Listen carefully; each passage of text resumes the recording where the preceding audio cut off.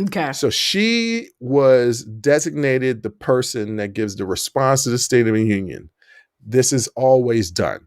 No matter who the president is, the people from the opposing party choose somebody to get a response to a State of the Union. We can all remember Tim Scott's response to the State of the Union when he said America was not a racist country. Oh, Tim Scott. Maybe he'll get out of that sunken place one day. No. Maybe. Because he volunteered. Yeah. He said, I'll sign up for this. All right. There were some normal things in her response, right? Right. Yes. And that's the way you can categorize it as normal. Yeah, there were some normal things. She delivered a strong critique of the administration policies, which is what she's supposed to do as a Republican. Republican Democrats fundamentally disagree on a lot of issues. So she gave a strong critique on the administration's policies that which she doesn't agree with and the party doesn't agree with. She sought to distinguish the GOP as the party better positioned to lead the nation. That's what you're also supposed to do during the response to the State of the Union.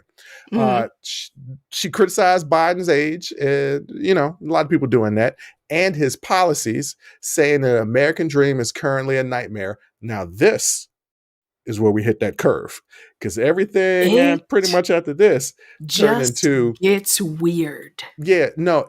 So her acting was really poor, and it wasn't even fit for a movie on Tubi. To be quite honest, it was a Hallmark Christmas movie featuring somebody you don't know and Valerie Bertinelli and maybe Eric Roberts. Exactly, that's the point. Well, I know who Eric Roberts is. Eric Roberts is probably her mean boss who wants her to work on Christmas.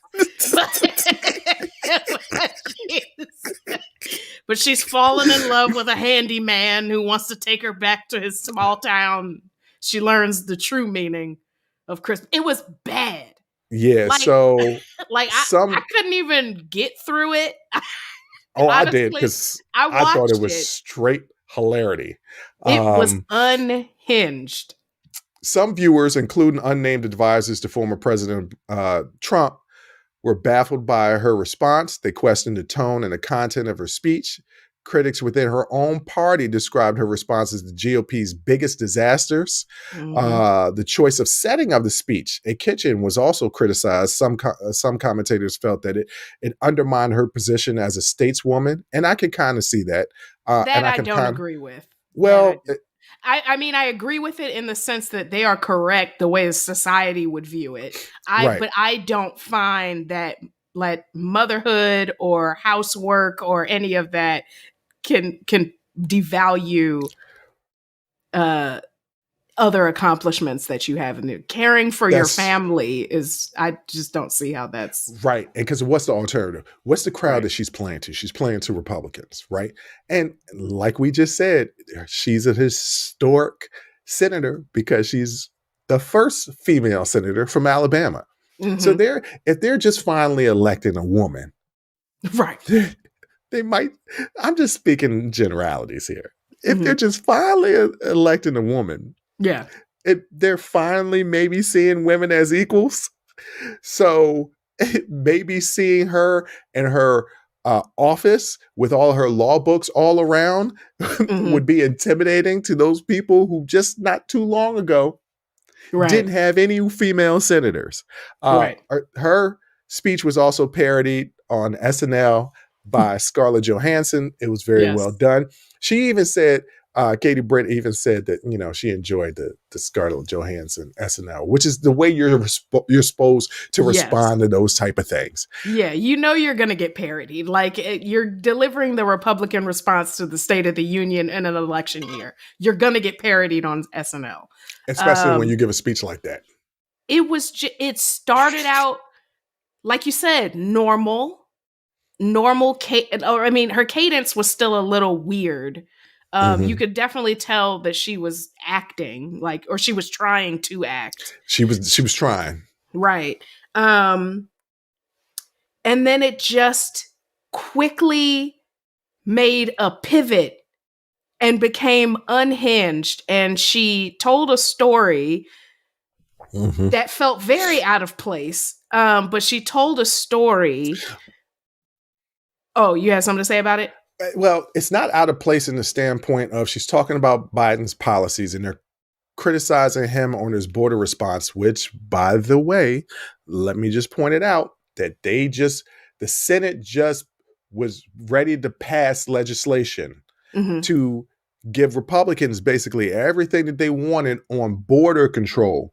But because Trump didn't want to give Biden a win during an election year, he told everybody to vote against the very thing that they had been asking for 4 years. So whatever you want to say, the border is now Republicans' fault. But so in the context of her critiquing his policies, because they don't hold themselves accountable, the story makes sense in that context. Not the way that she delivered it. No. I mean, it was a hard pivot from, I'm a mom, I'm a wife, I've got 2 kids with weird names. Maybe they're family names. Who knows? Now I'm going to make a hard pivot and talk about human trafficking and a story that she's told actually on several occasions. That is just incorrect. Well, the story is correct. The story is true-ish. She left out some key details. She did leave out some key. Well, you know what? She left out some key details and said things in a way that implied that it was happening now without saying that it's happening. She did a very lawyery trick. Yes. She made it seem like the story was recent when it was actually 20 years ago. And she was talking about I do know the woman's name that they think that she was referring to, but I'm not going to say it. Oh, it's been confirmed who she's referred to, so you can say it. Oh, okay. So her name was Carla Jacinto Romero. And it was, she testified before Congress in 2015 when George W. Bush was president. No, not 2015. 2015, George W. was not president. If you like that clip, go ahead and hit that like button. Don't forget to subscribe to catch up on all of our latest content. Don't forget to hit the notification button when you do subscribe so you can get updated every time we release content. We release content every day, whether it's an actual show or clips from the shows. So go ahead and subscribe, like, comment. Also, don't forget our Patreon page where you can find our Talking Straight-ish and After Hours Uncensored episodes. That's patreon.com/unsolicited perspectives. But once again, thank you again for listening to Unsolicited Perspectives. I'm your host, Bruce Anthony, and I'm going to catch you next time. I'll holla.